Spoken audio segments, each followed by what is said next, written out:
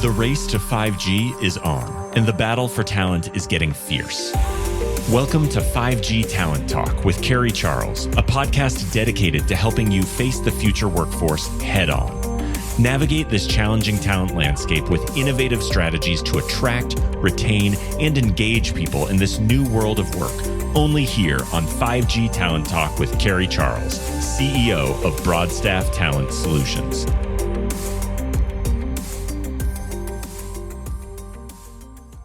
Thanks so much for joining me today on 5G Talent Talk. I'm Carrie Charles, your host. And today I have with me the Vice President of Broadband Strategy for VETRO FiberMap, Brian Mefford. Brian, thanks for joining me. I'm excited about this conversation. Thank you for having me. I'm excited to be here. So, Brian, tell me a little bit about how you got into the broadband space. Sure. It's kind of a convoluted story. I'll make it quick. I grew up in rural Kentucky, grew up farming in the summers, helping my grandfather farm, and wanted to be a farmer my whole life until I realized that wasn't going to pencil out quite the way I had planned.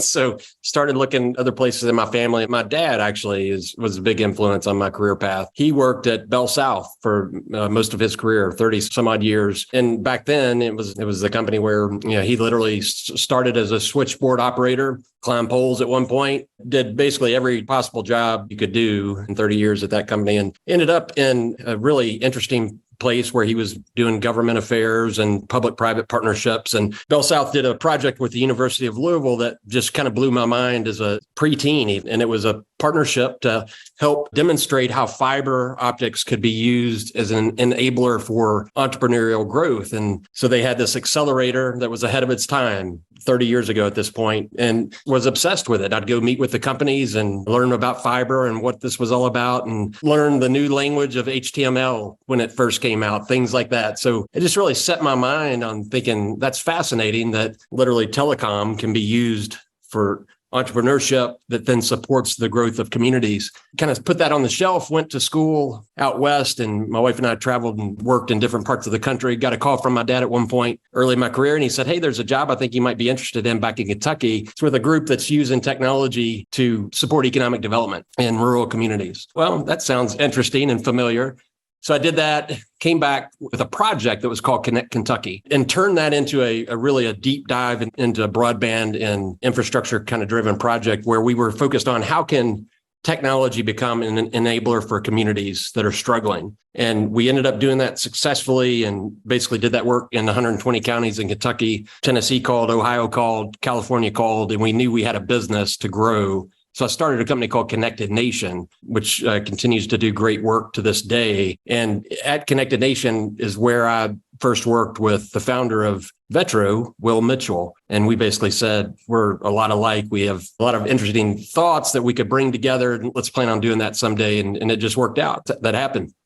Wow. So tell me the story, VETRO FiberMap. Yeah, it's an awesome company, really. It's a company that I can start gushing about. I've been here for 3 years now. And again, Will and I came together as we started seeing the country go down the path of leaning into public funding for infrastructure. And Will and his co-founder had built an awesome product for fiber management. It's a fiber management system. And it was brand new in the way it approached how companies could use technology to plan, design, build, operate their networks. And so they grew up around that product of helping small and medium-sized ISPs basically transition to building fiber networks. And so just being an innovator at that early stage, I mean, people were rubbing pennies together to be able to buy software as they were trying to get into the fiber game. So we've expanded on that product base to build new products, one of which, I focus on that supports state broadband offices as they roll out these grant programs. And it's a place for the state broadband office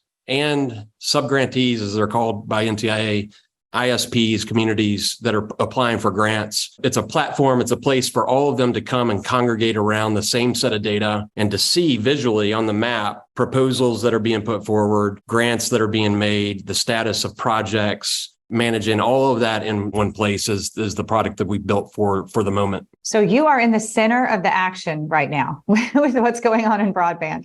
It's exciting. Been in this space for going on 25 years. And a lot of us kind of got, honestly, who were in this space at that point sort of got beat down over the years. I mean, not to play victim here, but I mean, you can only go to so many meetings and say the same thing over and over and be a cheerleader for so long. And this is high impact stuff. We have to invest. And then what never happened for 2 decades was the investment didn't follow. It did from the private sector. I mean, I should be clear about that. The private sector has been investing in a big way in this. But when we're talking about investing in places where it's hard to pencil out a business case without significant subsidy, that was the piece that was missing for 2 decades. And many of us tried. We got some money. There was a previous stimulus that spent $7 billion roughly on infrastructure. And now we're looking at a combination of programs over the last handful of years where it's going to approach 150 billion, all in, all said.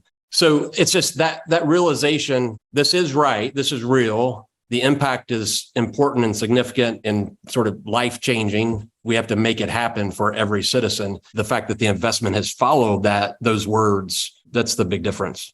So what public-private partnerships will be needed to really move this initiative forward, this massive initiative? All of the above. It's every flavor of public-private partnership that's been conceived, in my opinion, over the last many years. And so the spectrum is private only. The capital is available. The risk, they can take on the risk themselves alone. Then going into sort of the public sector, let's say a state government or local government, providing just a capital investment that basically de-risks or lowers the risk for that same company to go into that market and build and operate a network. And then you have more of a true kind of partnership where local government or the state government might actually pay for and be responsible for building the asset, the network, and then they partner with an operator, and it's more of an equal kind of partnership. And then you have going on the other side of the equation, balance starts tilting towards the public sector all the way over to just purely public networks. And what we're seeing is all of these things can work in the right situation and with the right ingredients. The other one thing that gets lost maybe in that explanation, which is hugely significant and goes back to your last question too, is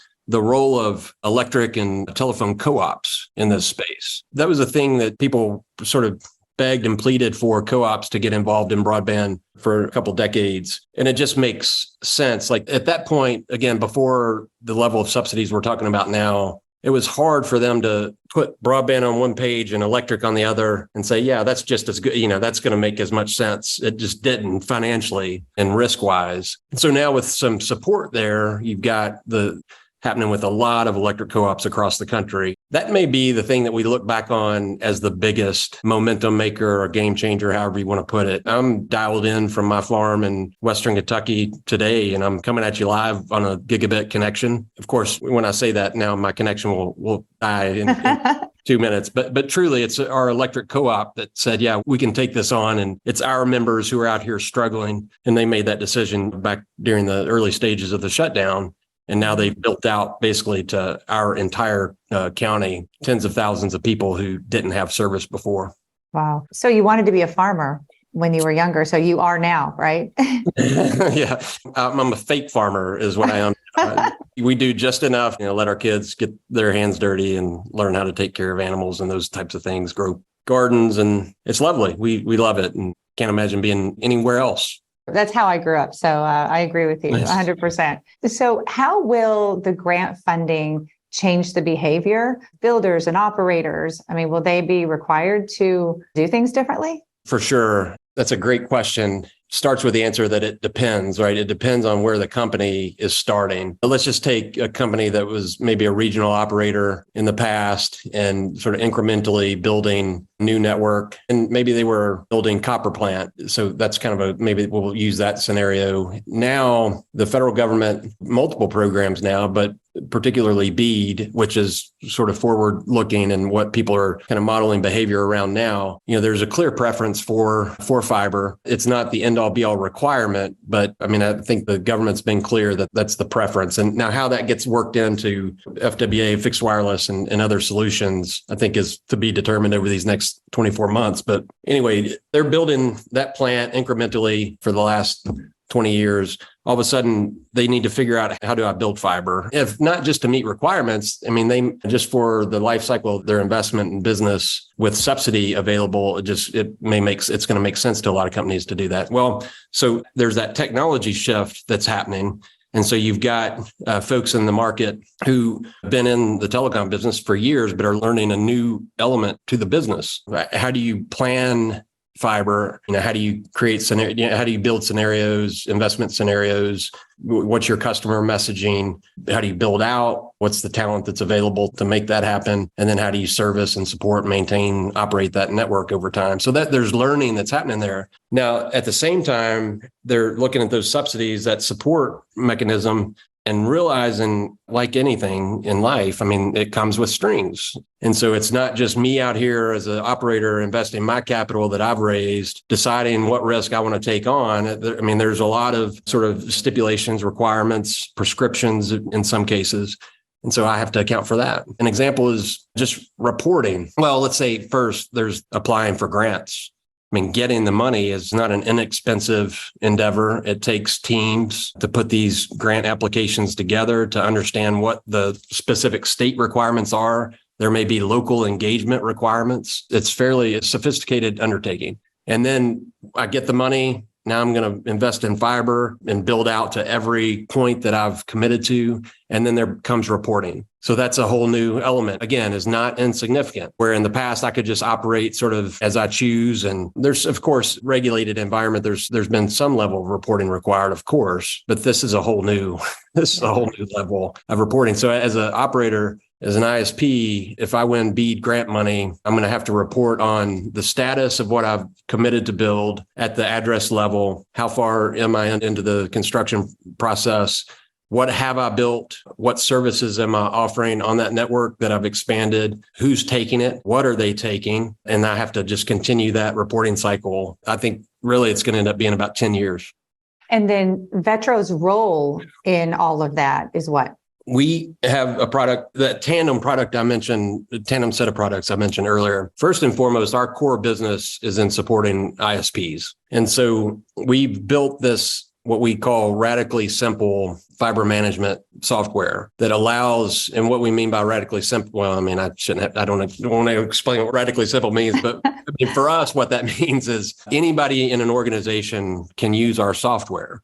We built it for the CEO of a company to be able to fly in and get a visual of the operation. And what I mean by the operation, so our software helps for the planning, design, building, the construction, and ultimately the operation of the network. It also helps with customer acquisition. So this is a comprehensive piece of software. CEO can see what's happening on a daily basis. She can turn to operations director and dig in, drill into a status of a particular neighborhood build. You can fly in and that engineer might say, well, here we built these homes and here's what's on tap for the next 2 days, and then dig in further down to a strand level. And so you can see every strand of your fiber network, what the status of it is, who's using it, what are they using it for, and then basically go out and develop your market by selling that capacity and then managing it over time, being able to trace faults and manage downtime. We've built it to be an open API system too, so it ties together well with lots of other sort of niche products that have been built and adopted by fiber builders. So that's on the ISP side. On the government side, built this tool, this product that allows them to manage the inflow of all this data, parse it, basically click buttons and say, where are my eligible points? They can organize those points. If they want to be more prescriptive about the projects that they want to have proposals on, they can organize those points in different ways and publish those out for ISPs to come in and look at those areas, but also the underlying data, like what does the state expect it to cost to build out fiber? So it creates this, more collegial kind of dynamic. It's not us versus them, as much as here's the information that we all agree that we have. This is what we want to build, and propose back to us what that's going to look like, and then track that over time. Brian, VETRO has grown so fast, and I know it's challenging to, even create and maintain a strong culture, company culture with such rapid growth. So Tell me a little bit about what you've experienced in the past few years with growth, and then also a little bit more about that culture and maybe some challenges in, again, building it and maintaining it. I'm glad to. I mean, it's a fun place to work is the bottom line. A lot of those kinds of questions, like any good organization, that the culture starts at the top. And just can't brag enough on our CEO and founder, Will Mitchell, and the team that he put together at the leadership level. But like any good technology startup, this was bootstrapped early on, and it was all hands on deck, and engineers were supporting customers and answering phones. And so to be able to evolve from that and mature an organization, bring in talent at every level that's going to just keep elevating the culture, elevating the expectations, elevating performance and output. That's the hardest thing to do. That's why a lot of startups, I think, stumble. So Will has set that tone. Each sort of new addition has sort of affirmed the values. He's been clear about expectations around culture and, how we treat people, how we pursue excellence in our interactions with our customers and our partners. And so you set that expectation as he has, and it ripples out throughout the whole company. That's what we've seen. It's exciting to be involved with a company that's just on the cutting edge, right? I mean, here at Broadstaff, we talk to thousands and thousands of candidates, and they're very, very interested in exciting spaces and startups, or even more than startups, companies that are past that phase, but they're getting ready to even explode even further, which VETRO is. And it's a really fun bus to jump on, really. So, I mean, would you agree? Absolutely. And you're right about the staging. It's sort of easy. We've seen enough examples, especially in the telecom space, of that tipping point where it's a company that's just on this side. Okay, now they've tipped, they're ready to, ride that rocket ship. And fortunately, I should back up to and add that across the board, we've been fortunate. Like, our investors have been phenomenal. And I've been in places where you can get a mixed bag, and that's easy as you're, again, trying to bootstrap your growth. I mean, it's easy to take on all money. And so Will has been good about making sure we have strategic investors who care about the long-term growth of the company. And actually, it can sound sappy because it doesn't happen that often, but they care about the people in the company. And so they have a long view of where we're headed. That takes some pressure off of the near term, and it allows us to kind of flex and make sure we're thinking through strategic decisions that we need to. So that's a huge help too. Yeah, it's fun. And people, you can't fake fun, right? Right. Right.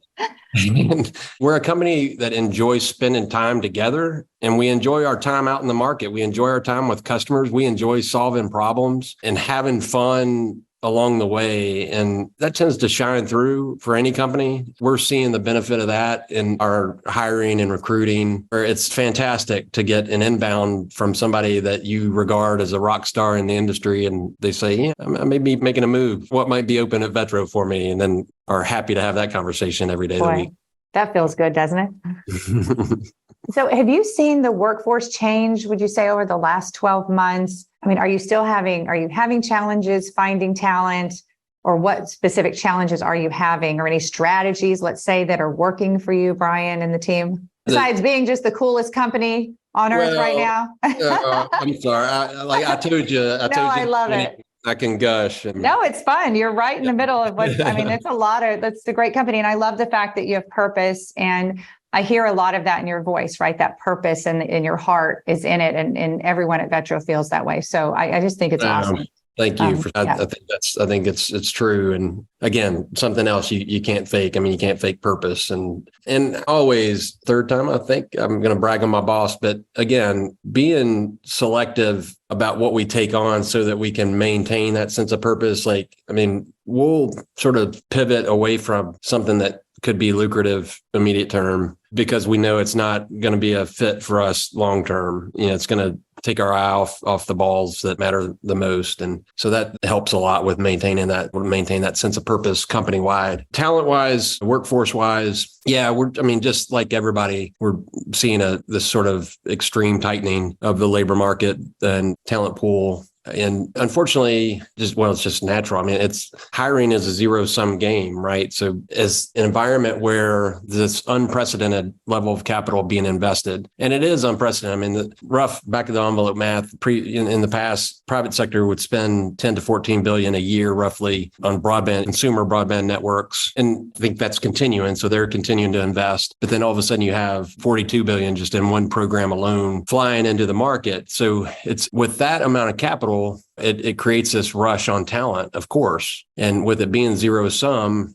it's just inevitable that we're seeing this tightening. I think there's a lot of good stuff happening that's going to help solve the shortage in a number of years. But unfortunately, I think we're going to be 3 to 5 year span where, kind of like talking earlier, kind of frenetic pace. It's fast paced to say the least. We're just going to be kind of living that normal until we can add more to the labor force. Well, hopefully there'll be more young people like you, like when you were young and you heard about the industry and you got excited and passionate about it. And that's, I think, what we're all trying to do in the industry is get more young people involved, right? Yeah. Interesting anecdote. Locally do things, volunteer with economic development agencies and our chamber of commerce and things. We have an annual job fair for middle school age kids. And I mentioned our co-op built out fiber to all of our homes in the county. But anyway, there was a booth set up to demonstrate fiber splicing, not just to demonstrate fiber splicing, but it was hands-on. And so I made a point of it, walking by that booth as often as I could, because it was a very popular booth and kids. Oh, I love it. Isn't that neat? So middle school age kids. And of course, I couldn't resist. Every time I walked, I'd kind of drop in and say, you learn that and you have a job for life. Yes, you do. So it was neat. It's things like that at scale that are going to have impact. Kelly Dunn is a friend of mine who runs AmeriCruise. And one of the things that they focus on, I guess it's the thrust of their focus, is bringing in our military veterans and uptraining them, upskilling them to then deploy them to construction projects. And again, it's an all the above kind of need that we have here, but Kelly is doing great work placing folks and solving multiple issues in one fell swoop. Yes. Well, let's want to hear about your vision. What's the VETRO vision moving forward? We just want to be at the center of basically all of the fiber construction that's happening. I mean, we half joke internally that we want the Kleenex version of fiber management systems, and we'd love to become a verb when networks are being built. There's a VETRO verb on some level, any given project. And we've proven to ourselves, if not the market, even that our scalability runs the gamut from the smallest of projects, from a WISP it's 2-person operation. They're getting into fiber, literally all the way up to tier 1. And then on the state level, our largest states, we're the software system of record, I should say, to be explicit, for the largest construction project in the world that's happening right now. And so our vision is more of that, and just to become synonymous wherever there's a fiber project being built, that there's some piece of it that has a VETRO stamp on it. Well, I believe you're going to make that happen. I appreciate it. We've got the team, I think, give us confidence, and we'll continue to need good people. So, and it's always looking for folks who are ready to make a change and jump on the VETRO rocket and have a little fun along the way. Well, where can we learn more about VETRO? And what's your website, the jobs that are available right now? Yeah, we do a lot of hiring through LinkedIn connections, current networks that we have, and leveraging those, but also on website, which is VETRO FiberMap.com. Lots of information on there about job openings and product, lots of great tutorials. Even if you're not interested in VETRO itself, but you're interested in fiber, we've got a great platform literacy team that posts great YouTube videos that just explain our product, but in doing so, explain to the layperson even what it takes to build a network and operate a network. That's very valuable. Education. It's all about education. I love it. So Brian, thank you for coming on the show. I've really enjoyed learning more about VETRO and your philosophy. And again, the heart of VETRO. I really appreciate it. Thank you, Carrie. It's been a pleasure. You take care. Thank you.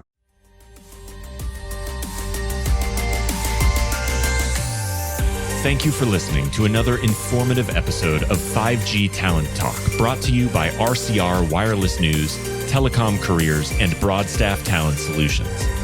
As we advance into the future, we promise to bring you the resources you need to navigate this ever-changing landscape of 5G to help you attract, retain, and engage people in this new world of work. To access the show notes or leave a review, visit broadstaffglobal.com. Until next time.